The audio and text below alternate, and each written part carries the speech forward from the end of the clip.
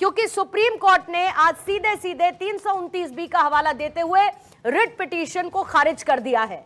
जब supreme court से आपको निराशा हाथ लगी, जब यह कहा गया कि भाई तकनीकी खामी है और इसीलिए मीनाक्षी नटराजन के पर्चे को खारिज कर दिया जाता है, उसके बाद चुनाव आयोग पर सवाल उठाना, यह कहना कि अरे ये तो इशारे पर चलते हैं, ये कितना जायज है? पता नहीं आपको याद है या नहीं पूर्णिमा जी, राजीव चंद्रशेखर के चुनावी हलफनामे में राजीव चंद्रशेखर ने अपनी आय 680 रुपए बताई थी। क्या उस पर किसी ने आपत्ति उठाई? हालांकि कुछ लोगों ने प्रेस कॉन्फ्रेंस की, इस बात को बहुत उछाला गया, लेकिन क्या राजीव चंद्रशेखर का नॉमिनेशन रद्द हुआ था? अगर हुआ था तो मैं राजीव कुमार और ज्ञानेश गुप्ता दोनों को बहुत ही निष्पक्ष चुनाव आयुक्त मानने को तैयार हूं। लेकिन अगर नहीं हुआ था तो फिर आपका ये सवाल पूछने से पहले आपको अपना जवाब पता है।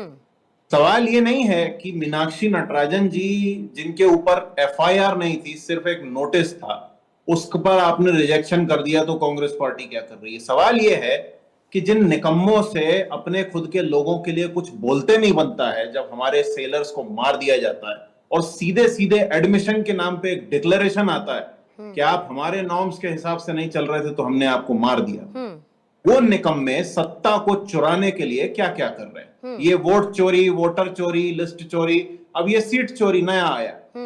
कुछ नहीं करने वाले हैं बीजेपी वाले, ये चोर हैं। ये मध्य प्रदेश के सारे जंगलों को खा जाना चाहते हैं, बेच खाना चाहते हैं। इसलिए इनको राज्यसभा भी चाहिए, लोकसभा भी चाहिए, पार्षदी भी चाहिए, विधायकी भी चाहिए, सब चाहिए।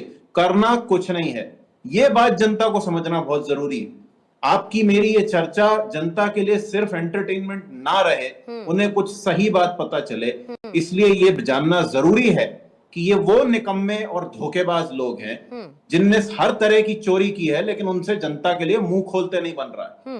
अब आप अगर विदेश मंत्रालय या विदेश सचिव की बात करेंगे तो उन्होंने इस अटैक को कंडेम किया है, पर अमेरिका का नाम किसी ने नहीं लिया। क्यों नहीं लिया है उसका जवाब ट्रंप कई बार दे चुके हैं। तो हम ऐसे निकम्मों के लिए डिफेंड करने नहीं बैठे, हम अटैक करने बैठे। 1 2 3 4 5 6 6 बार आपने निकम्मे शब्द का इस्तेमाल किया और मैंने आपको इसीलिए नहीं रोका ताकि आप अपने मन की भड़ास जिस शब्दावली में निकालना चाहते हैं आप कह लें, लेकिन इंडिविजुअली और चैनल पर, इस प्लेटफॉर्म पर मैं इस शब्द की निंदा करती हूं। आपने कहा मुझे ये याद होना चाहिए, मुझे वो याद होना चाहिए, मुझे आज की तारीख भी याद है। आज की तारीख में साल 1975 का भी साल याद है। 1975 के उस साल में मुझे इलाहाबाद हाईकोर्ट का फैसला भी याद है और उसके बाद कांग्रेस ने क्या फैसला लिया था मुझे वो भी याद है। डॉक्टर कौशल कांत मिश्रा, राज्यसभा की सीट चुरा रही है बीजेपी वाया चुनाव आयोग।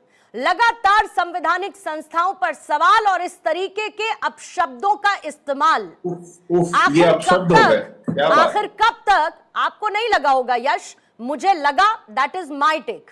आपको नहीं लगा? आपको स्टैंड अप कॉमेडी भी नहीं लगा था, आपको वो वीडियो बहुत मशहूर हो गया है आपका। मुझे पता है, और किसने उसे एंटरटेनमेंट का पॉइंट बनाया मुझे वो भी याद है। आप चाहते हैं मैं मेंशन करूं? नहीं, मैं आप नहीं चाहते ना मैं मेंशन करूं, तो अगर तो कौन ड्रामा कर रहा है सोशल मीडिया पर, ये मुझे बताने की जरूरत है क्या यश? और आप ये मैटर ना लाते तो बहुत अच्छा होता। नहीं, अगर आप उसे, जिसने ये किया है ना यश, वो रोज कहीं ना कहीं से उठकर आती हैं, महज कुछ लाइक्स के लिए, कुछ रीट्वीट्स के लिए शब्दों को तोड़ मरोड़कर सोशल मीडिया पर प्रस्तुत करती हैं, और आपको लगता है कि वो वीडियो के वायरल होने का एक आधार बन सकता है, तो please be happy about it. I don't mind and I have no problem at all. Kaushal Kant साहब आ जाती हूँ, कोई बात नहीं, आप नहीं जानते। कौशल कांत साहब जल्दी से आपके पास आती हूँ, ठीक है। मैं उस पॉइंट पर नहीं जाना चाहती ना यश, कल की बहस कल खत्म हो गई।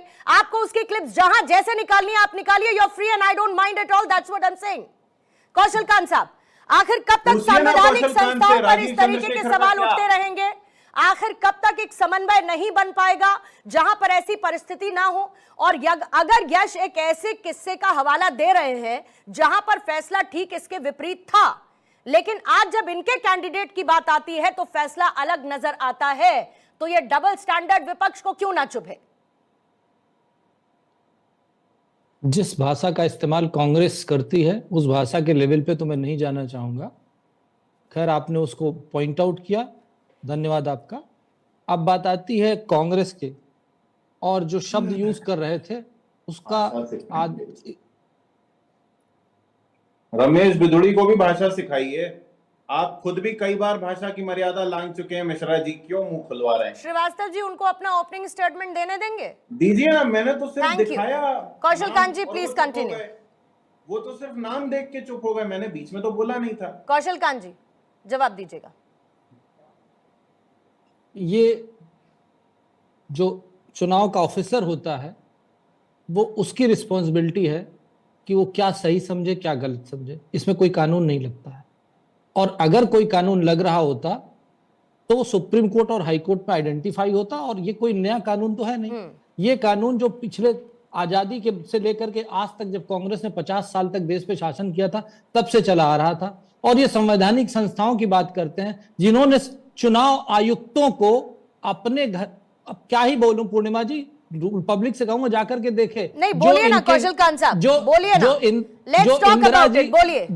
जो इंदिरा जी के किचन में खाना बनाते थे उनको चुनाव आयुक्त बना दिया जाता था, क्योंकि वही डिसाइड करती थी।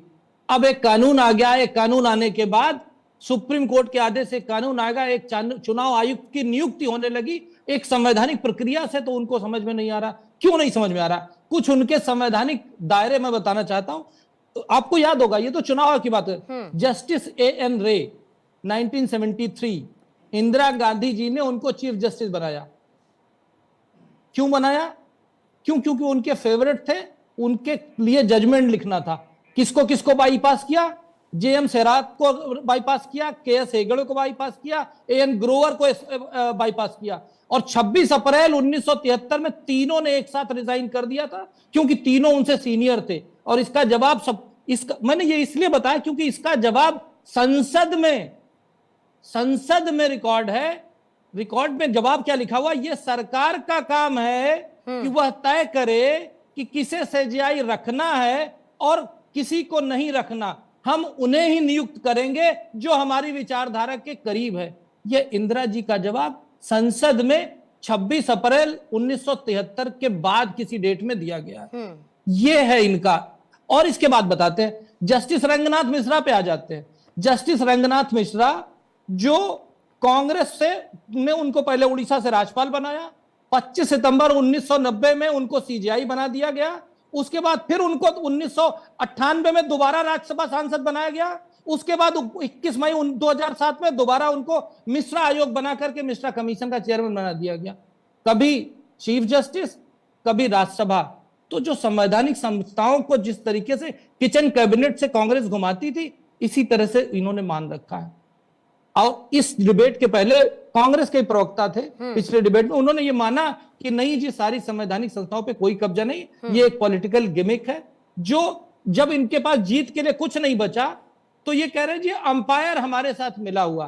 वो होता नहीं, हम लोग क्रिकेट खेलते थे, जो हारने वाली पार्टी तो कहता नहीं उसने तो गलत वोट दे दिया, वोट। वही हाल है इनका। और निकम्मेपन की बात की थी तो एक ऐसा युवराज जो 100 से ज्यादा चुनाव हार गया, वो बहुत विराट युवराज है, उसके बारे में कुछ नहीं कहा जा सकता। पूरी कांग्रेस चुप्पी साधे बैठी हुई है, लेकिन 100 चुनाव वो हार चुका है, उस पर कोई सवाल नहीं उठेगा। लेकिन देश की जनता जिसने मोदी जी को चाहा, आज मोदी जी पूरे भारत में सबसे बड़े ड्यूरेशन वाले चुने हुए प्रधानमंत्री हो चुके हैं, उसके लिए पूरा देश उनको बधाई दे रहा है। मुझे लगता है कि वो देश के प्रधानमंत्री हैं, तो कांग्रेस के प्रवक्ता को भी बधाई देनी चाहिए। ठीक है।